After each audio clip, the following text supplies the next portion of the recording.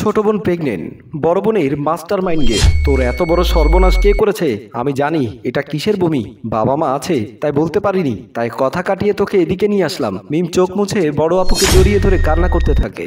আপু সান্ত্বনা দিয়ে বলল, বল কি হয়েছে, কান্না করিস না। একটা ছেলে আমার সাথে 3 বছর সম্পর্ক করে ওর জোড়াজোড়ি আর সম্পর্কের খাতিরে আমি এসব করতে বাধ্য হই, কিন্তু আমি যখন তাকে এ খবর জানাই সে আমাকে পুরোপুরি অস্বীকার করে। সেদিন যখন বিছানার একপাশে বসে আছে মিম, বিজয় পাশ থেকে কাঁধে হাত দিয়ে বলল, প্রথম প্রথম একটু কষ্ট হলেও দেখবে পরে আনন্দ পাবে, চলো একটু সাহস করো। একটু কাছে আসতে মিম বলল, এসব বিয়ের পর করলে হয় না, এখন এসব আমি করতে পারবো না, বুঝেছো? বিজয় বলল, আমি না তোমার বয়ফ্রেন্ড, এসব করলে কি এমন হবে জানতে পারি? মিম বলল, বিয়ের আগে এসব হারাম, তুমি একটু বোঝার চেষ্টা করো, এজন্যই তো আমি এখানে আসতে চাইছিলাম না, খারাপ কিছু করতে চাইবে বলে। বিজয় বলল, ওহ এখন তো আমি খারাপ তাই না? বেশি কথা বলবে না বিজয়, ইদানিং তুমি অনেক বাজে হয়ে গেছো। বিজয় বলল, আমি অনেক খারাপ, তুমি আমাকে ভুলে যাও মিম। বিজয়ের মুখে এই ধরনের কথা শুনে মিম অবাক চোখে বলল, তুমি এভাবে বলতে পারলে বিজয়? ভোলার জন্য কি তোমাকে ভালোবেসেছি নাকি? সারাটা জীবন একসঙ্গে থাকার জন্যই ভালোবেসেছি। তুমি কথা দিয়েছিলে মৃত্যুর আগ পর্যন্ত একসাথে থাকবে। বিজয় বলল, তাহলে আমার কথায় রাজি হয়ে যাও, তোমাকে মন ভরে আদর করব। মিম বলল, আচ্ছা আমাকে যদি বিশ্বাস না হয় তোমার যা ইচ্ছে করো। বলতেই বিজয় মিমকে খাটে ফেলে দেয় আর যুদ্ধ বিমান নিয়ে মাঠে নেমে পড়ে। সেদিনের পর আমার সাথে আর যোগাযোগ করেনি, কল দিলে একটু কথা বলে কেটে দেয়। আপু বলল, এই কথা আর কাউকে বলিসনি তো? আমি আমার নিজের সর্বনাশের কথা কাকে বলতাম নিজের মুখে? মা বাবা শুনলে নিশ্চিত মরে যাবে, বড় ভাই একেবারেই মুখ ফিরিয়ে নেবে, একেবারেই মেরে ফেলবে, সমাজে ছি ছি দেবে সবাই, পাড়া প্রতিবেশী আত্মীয় স্বজন সকলে ধিক্কার দেবে, তখন বোধহয় মৃত্যু ছাড়া আর কোনো পথ থাকবে না আমার। এই বলে আবারও কান্না করতে থাকে। আপু বলল, আর কান্না করিস না, অপরাধ করলে ওই ছেলেটা করেছে, তার শাস্তি ওকেই পেতে হবে, তুই কোনো রকম ওর সাথে দেখা করতে পারবি? মিম বলল, হ্যাঁ। তারপর তারা কানে কানে কি যেন বলে আর দুজনেই হেসে ওঠে।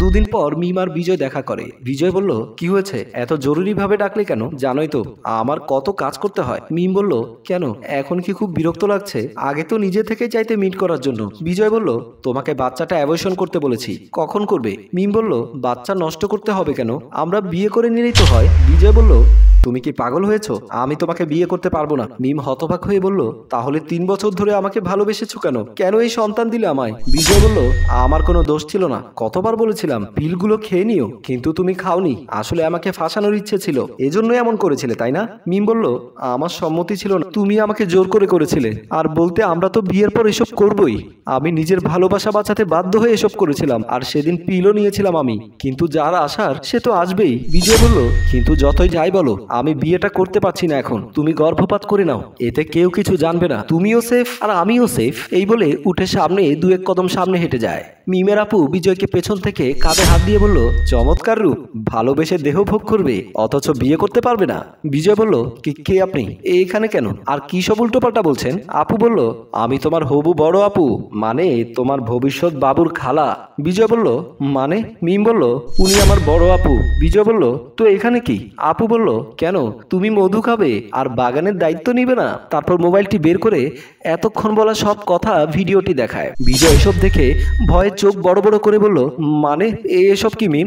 তুমি কি আমাকে ব্ল্যাকমেল করতে চাও? মিম বলল, না না, ব্ল্যাকমেল কেন হবে, তোমার সন্তান তোমার প্রেমিকা তোমার বউ হবে, আর তুমি তাদেরকে স্বীকার করলেই তো হয়। বিজয় বলল, তা কখনোই সম্ভব নয়। আপু বলল, তাহলে আমরা এই ভিডিও রেকর্ডার ডিএনএ রিপোর্ট নিয়ে তোমার নামে একটা থানায় জিডি করি, তারপর তুমি ভাবতে পারো পরবর্তী জীবন না হয় সেখানেই থাকবে। এই মিম আয়, চলে আয়, যা করার থানায় করবে। এই বলে মিম চলে যায়। সেদিন বিকেলে বিজয় তার বাবাকে নিয়ে মিমের বাসায় আসে।